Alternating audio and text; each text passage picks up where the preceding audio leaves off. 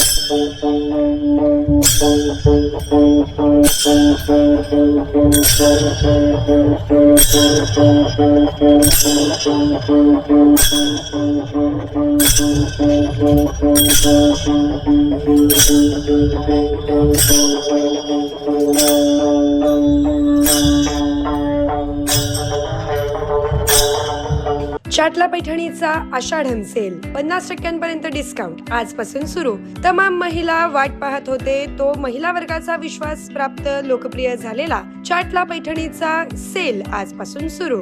आषाढम sale मधील दणदणीत डिस्काउंटचा आजच फायदा घ्या. कलात्मक शालू, special Paithani, pure Kanjeevaram, Banaras, latest work साड्यांसह सिंथेटिक साड्यांचे व्हरायटीजचा वस्त्र खजिना.